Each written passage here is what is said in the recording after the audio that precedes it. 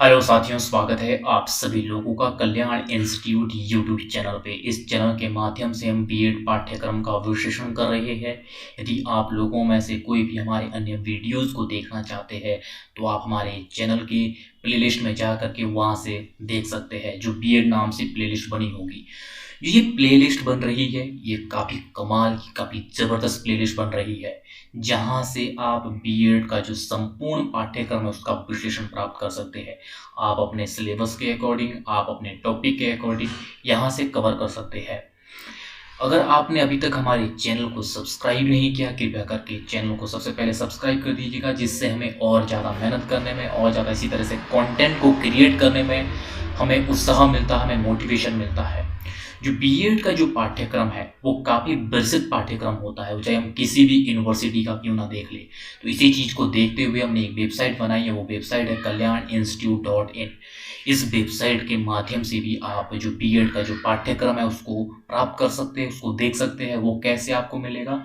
जैसे ही आप इस वेबसाइट को गूगल पे सर्च करेंगे तो इस तरह का आपको होम पेज दिखेगा। इस होम पेज के सबसे ऊपर 3 डॉट करके मेन्यू बना होगा। इस मेन्यू में जैसे ही आप क्लिक करेंगे तो आपके सामने बहुत सारे ऑप्शन आ जाएंगे। इन सभी ऑप्शनों में से एक ऑप्शन होगा बीएड का ऑप्शन। इस बीएड ऑप्शन पे आप जैसे ही क्लिक करेंगे तो आपके सामने बीएड का संपूर्ण पाठ्यक्रम ओपन हो जाएगा। मज़े की बात यह है कि जो ये संपूर्ण पाठ्यक्रम होगा बीएड का, ये हिंदी और इंग्लिश दोनों ही भाषाओं में रहने वाला है। जिसमें आप कंफर्टेबल हो उसमें आप देख सकते हैं। हमने इस संपूर्ण पाठ्यक्रम को टाइप फॉर्मेट में पब्लिश किया है। मुझे उम्मीद है कि आपके लिए बहुत ज़्यादा उपयोगी रहेगा, तो आप इसको एक बार ज़रूर विजिट कीजिएगा।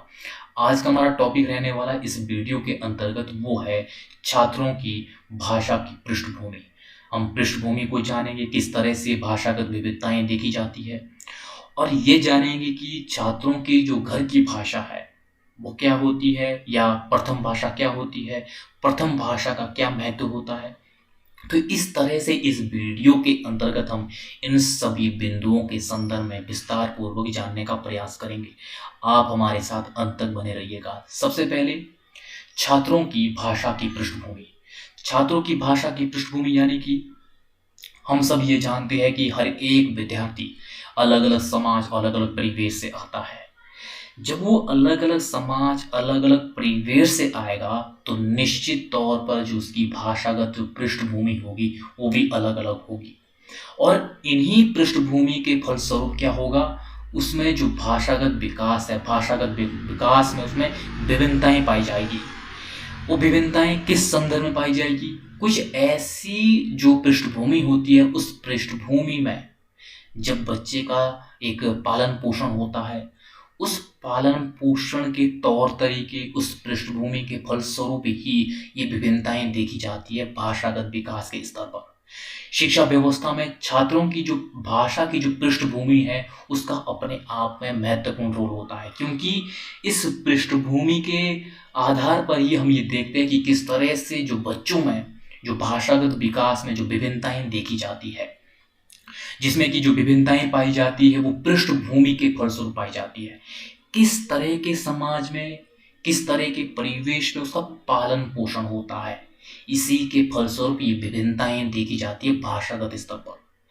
और छात्रों की जो भाषा है, भाषा जो होती है वो अलग अलग होती है पृष्ठभूमि के आधार पर, क्योंकि जो उसका विकास का स्तर है वो विकास का स्तर अलग अलग हो जाता है। तो इसी आधार पर उसमें जो विभिन्नताएं देखी जाती है। जो पृष्ठभूमि है, पृष्ठभूमि या ये कहे कि जो परिवेश होता है, जिस परिवेश से बच्चा आता है, उस परिवेश पर पूर्ण रूप से निर्भर करता है कि जो बच्चे का जो भाषागत विकास है वो किस तरह से हुआ है। उन पृष्ठभूमि को हम यहाँ पे समझेंगे, किस आधार पर भाषागत विकास में विभिन्नताएं देखी जाती है, जिसमें कि सबसे पहले है भौगोलिक विविधता। भौगोलिक विविधता यानी कि हम सब ये जानते हैं कि बहुत बड़े भौगोलिक क्षेत्र, जैसे कि भारत में बहुत बड़ा भौगोलिक क्षेत्र है। इस भौगोलिक क्षेत्र में अलग अलग भौगोलिक क्षेत्र से आने वाले जो विद्यार्थी होते हैं, उन विद्यार्थियों में जो भाषागत विकास है वो भी अलग अलग होता है। क्योंकि क्या होता है, जो ग्रामीण परिवेश से जो विद्यार्थी आएगा उस ग्रामीण परिवेश में उस तरह से जो भाषागत विकास के लिए पर्याप्त मात्रा में साधन नहीं होंगे। जब पर्याप्त मात्रा में साधन नहीं होंगे तो उस परिवार में जन्म लेने वाला जो बच्चा होगा, उसका जो भाषागत विकास है वो उच्च तरीके से नहीं होगा। और जिस भौगोलिक क्षेत्र में पर्याप्त मात्रा में भाषागत विकास के लिए अपॉर्चुनिटी है, पर्याप्त मात्रा में साधन है, तो उस परिवार में जन्म लेने वाला जो बच्चा होगा, उसका जो भाषागत विकास है वो उच्च होगा। तो इस तरह से भौगोलिक विविधता के आधार पर ये देखा जाता है कि किस तरह से उसकी जो परवरिश है वो अलग-अलग भौगोलिक क्षेत्र में होती है, जिसके फलस्वरूप उसका जो भाषागत विकास में भी विभिन्नताएँ देखी जाती है।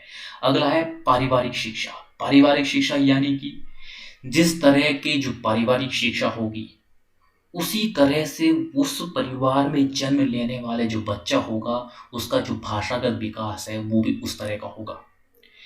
यदि उसके जो माता-पिता है, माता-पिता की जो शिक्षा है, वो उच्च स्तर की होगी या ये कहें कि वो शिक्षित है, तो उनके जो बच्चे होंगे, उनका जो भाषागत विकास है, वो भी उच्च होगा। क्योंकि वो अपने बच्चे को भरपूर ये प्रयास करेंगे कि उनका भाषागत विकास बेहतर तरीके से हो सके।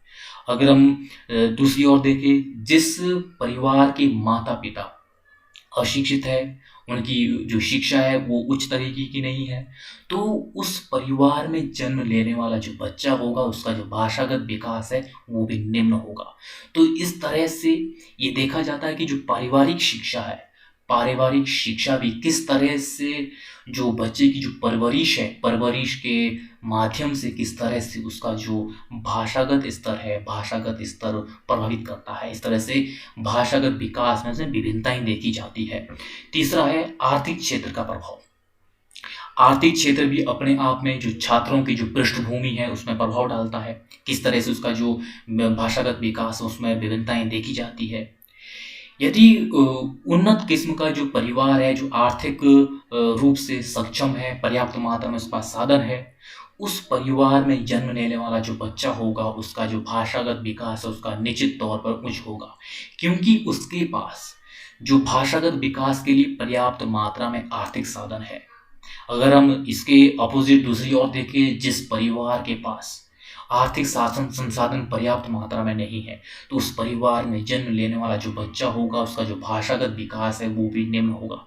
तो इस तरह से जो आर्थिक आधार है, आर्थिक आधार पर हम ये देख सकते हैं कि किस तरह से जो बच्चे की जो पृष्ठभूमि है, उस पृष्ठभूमि के ज़रिए किस तरह से जो भाषागत विकास है, भाषागत विकास में विभिन्नताएँ देखी जाती है। चौथा है सांस्कृतिक प्रभाव। सांस्कृतिक प्रभाव यानी कि किस संदर्भ में है? ये इस परिप्रेक्ष्य में है, किस तरह से हर एक समाज ये अपेक्षाएँ करता है हर एक व्यक्ति से कि हमारे जो समाज का हर एक व्यक्ति है वो अपनी संस्कृति, अपने कल्चर का वो संरक्षण करे, वो उसको बढ़ावा दे, उसको प्रमोट करे। तो इस तरह से जो उस समाज में उस तरह से जो बच्चा होगा, बच्चे का ये प्रयास रहेगा कि उसकी भाषा किस तरह से जो उसका जो कल्चर है, उस कल्चर को प्रमोट करे, उसका वो संरक्षण करे। तो इस तरह से अलग-अलग जो संस्कृति है, अलग-अलग समाज है, इसमें ये विविधताएँ देखी जाती है संस्कृति के आधार पर, कल्चर के आधार पर किस तरह से विभिन्नताएँ देखी जाती है। इन विभिन्नताओं के आधार पर जो उसकी जो भाषागत विकास है, उस भाषागत विकास में भी विभिन्नताएँ देखी जाती है। तो इस तरह से संस्कृति की जो प्रभाव है, उस संस्कृति का प्रभाव भी कहीं न कहीं जो बच्चे की जो पृष्ठभूमि है, पृष्ठभूमि के ज़रिए उसका जो भाषागत विकास है, उस भाषागत विकास में विभिन्नताएँ देखी जाती है। तो इस तरह से जो छात्रों की जो पृष्ठभूमि होती है, उस पृष्ठभूमि के आधार पर ये देखा जाता है कि किस तरह से जो भाषागत विकास में विभिन्नताएँ देखी जाती है। अब हम इसके बाद ये जानेंगे कि घर की भाषा या प्रथम भाषा क्या होती है। घर की भाषा यानी कि जो बच्चे की एक परवरिश की भाषा होती है, जब बच्चे का जन्म होता है, जो भाषा बच्चा माता-पिता से सीखता है, जिस भाषा में उसका पालन-पोषण होता है, जिस भाषा में उस बच्चे का विकास होता है, उस भाषा को कहा जाता है घर की भाषा या प्रथम भाषा। इसको हम मातृभाषा भी कहते हैं। क्योंकि ये जो बच्चे की जो भाषा होती है, ये मातृभाषा होती है। इस भाषा में बच्चे की परवरिश होती है। इस भाषा में बच्चा जो माता-पिता के साथ वो सीखता है, माता-पिता के साथ जिस तरह से वो पहली बार रूबरू होता है, माता-पिता से वो बोलना सीख जाता है। तो इस आधार पर जो बच्चे की जो मातृभाषा होती है, वही घर की भाषा या प्रथम भाषा होती है। जब बच्चा बोलना सीखता है, तो वो किसमें सीखता है? जो उसकी घर की भाषा होती है, जो उसकी जो प्रथम भाषा होती है, उसी में सीखता है। किस तरह से वो पहली बार जो अभिव्यक्त करता है, वो भी वो अपने घर की भाषा में करता है। और साथ ही साथ किस तरह से वो परिवार के सदस्य से वो रूबरू होता है, उसके बाद वो समाज से वो जो सीखता है, वो सीखता है जो प्रथम भाषा होती है, जो घर की भाषा होती है, जो उसकी परवरिश की भाषा होती है। तो इस तरह से ये होती है किसी भी बच्चे की, किसी भी व्यक्ति की घर की भाषा या प्रथम भाषा।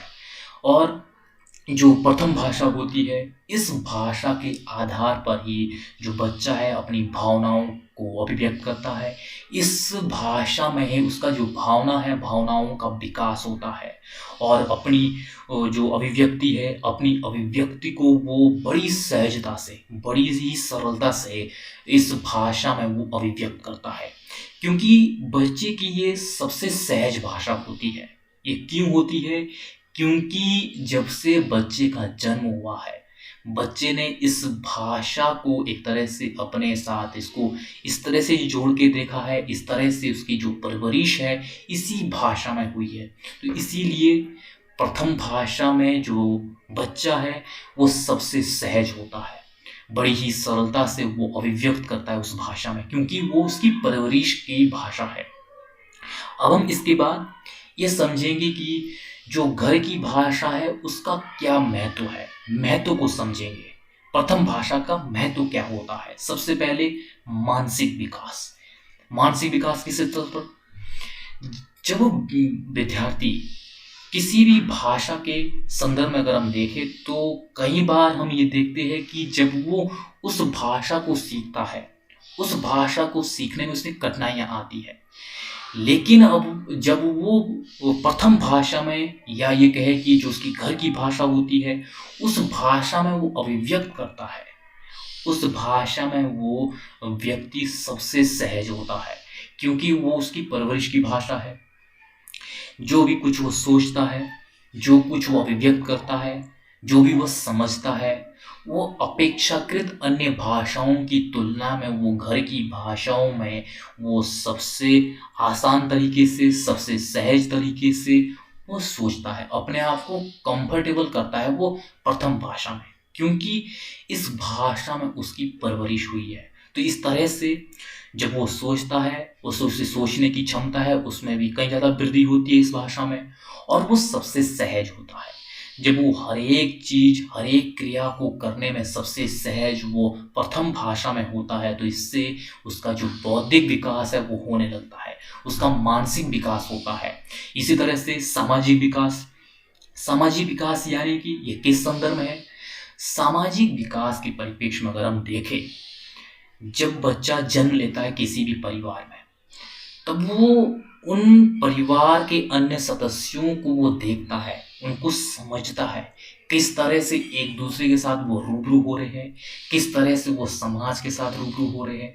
उन चीज़ों को बच्चा समझता है। वो किस भाषा में समझता है? वो समझता है घर की भाषा में, वो प्रथम भाषा में, जिसमें उसका पालन पोषण हुआ है। तो इस तरह से वो समझता है, वो लोगों को देखता है, इस तरह से वो देखा देखी में उसके अंदर किस तरह से वो सामाजिकता का विकास होता है, वो बहुत तेजी से होता है। क्योंकि उसकी जो परवरिश है, परवरिश उस तरह से, जो उसकी जो मातृभाषा है, जो उसकी प्रथम भाषा है, प्रथम भाषा में होता है। तो इस तरह से वो उस भाषा में सबसे सहज होने के कारण उसमें जो सामाजिकता का विकास है वो बहुत तेजी से होता है। तीसरा है नैतिकता का विकास। जो प्रथम भाषा में जो घर की भाषा होती है, इसमें बच्चे के अंदर किस तरह से जो नैतिकता का विकास होता है, नैतिक मूल्यों का जो बच्चे के अंदर जो समावेश होता है, वो भी देखने लायक होता है। क्योंकि जो प्रथम भाषा होती है, इसमें जो भी कुछ वो सीखता है, वो सीखने की जो गति होती है वो सबसे तीव्र होती है। तो इसी तरह से जो नैतिकता के जो मूल्य है, उन मूल्यों को भी वो इस भाषा में बड़ी ही सहजता से स्वीकार करता है। और चौथा है भावनात्मक विकास।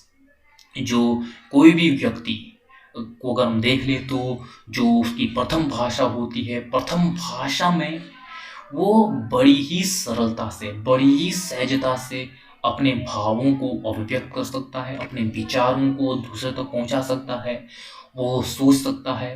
वो इस तरह से जब वो अपनी भाषा में, अपनी प्रथम भाषा में, अपनी मातृभाषा में, या ये कहे कि घर की भाषा में सबसे सहजता से, सहज तरीके से वो चीज़ों को अभिव्यक्त करता है, अपनी भावनाओं को अभिव्यक्त करता है, तो इस तरह से उसमें जो भावनात्मक विकास है वो भावनात्मक विकास भी होने लगता है। और पांचवा है व्यक्तित्व का विकास। जो बच्चे की जो मातृभाषा होती है, जो उसकी घर की भाषा होती है, उस भाषा में जो हर चीज़ सीखने की, हर चीज़ में अगर देखा जाए तो उसका जो विकास है वो विकास बहुत तेज़ी के साथ होता है। क्योंकि बचपन से लेकर उसकी जो परवरिश है, परवरिश उस भाषा में होती है और उस भाषा में वो सबसे सहज होता है। तो इस तरह से उसका जो ओवरऑल जो डेवलपमेंट है, ओवरऑल डेवलपमेंट होने लगता है, और जिसमें कि उसका जो शारीरिक विकास है वो भी होता है, उसका जो बौद्धिक मानसिक विकास है वो भी होता है, जिसका उसका जो संपूर्ण जो व्यक्तित्व है, व्यक्तित्व बेहतर होता है, उसका व्यक्तित्व का विकास होने लगता है। तो इस तरह से जो उसकी प्रथम भाषा होती है, प्रथम भाषा व्यक्तित्व के विकास में भी उसका काफ़ी महत्वपूर्ण रोल होता है। छठा है वो है सांस्कृतिक जीवन का महत्व। सांस्कृतिक जीवन का महत्व यानी कि किसी भी समाज में अगर देखा जाए, वो समाज ये अपेक्षाएं करता है जो हमारी भाषा है, उस भाषा को हर एक व्यक्ति उसका संरक्षण करे, उसको एक तवज्जो दे, उसका सम्मान करे, उसका एक तरह से इस तरह से प्रोटेक्ट करे जिससे कि वो हाशिए में ना चले जाए। तो इस तरह से हर एक समाज ये अपेक्षाएं करता है कि इस तरह से इस संस्कृति को, इस कल्चर को एक तरह से वो प्रोटेक्ट करे, उसको वो उसका संरक्षण करे, उसको सम्मान दे। तो इस तरह से जिस समाज में किसी भी बच्चे का जन्म होता है, उस समाज में जो मातृभाषा होती है, जो उसकी जो परवरिश की जो भाषा होती है, जो उसकी प्रथम भाषा होती है, उस भाषा में जो उसकी जो संस्कृति है और जो भाषा है उसका एक अटूट संबंध होता है। क्योंकि जो भाषा होती है, भाषा कहीं ना कहीं जो उसका जो कल्चर है, उसकी जो संस्कृति है, उसका एक अटूट संबंध देखा जाता है, जिससे कि उसका जो समाज है, उसका समाज ये तो अपेक्षा करता ही है कि इस तरह से जो इस समाज की जो संस्कृति है, हर एक व्यक्ति उसका संरक्षण करे। तो इस तरह से जो कोई भी विद्यार्थी है, कोई भी छात्र को अगर हम देखें तो जिस समाज, जिस संस्कृति से वो आता है, उसकी जो भाषा में, उसकी भाषा में उसकी संस्कृति की झलक दिखाई देती है। किस तरह से, किस समाज में, किस परिवेश से, किस सांस्कृतिक परिवेश से वो बिलोंग करता है। तो इस तरह से जो सांस्कृतिक जीवन है, सांस्कृतिक जीवन का भी अपने आप में जो प्रथम भाषा है, प्रथम भाषा में काफ़ी महत्वपूर्ण रोल है। तो इस तरह से जो संस्कृति है, संस्कृति के जरिए किस तरह से जो उसकी परवरिश होती है, किस क्रियाक्रम के आधार पर कौन कौन सी क्रियाएं हैं, कौन कौन से उसके जो भी कल्चर है, उन कल्चर का एक तरह से जो उसकी प्रथम भाषा है, प्रथम भाषा में उसकी झलक दिखाई देती है, जिससे कि उसका जो भी व्यक्तित्व है, वो व्यक्तित्व उस तरह से निखर कर आता है। तो इससे स्पष्ट होता है कि जो सांस्कृतिक है, सांस्कृतिक जीवन का जो महत्व होता है, वो अपने आप में जो प्रथम भाषा है, प्रथम भाषा में कहीं और ज़्यादा महत्वपूर्ण हो जाता है।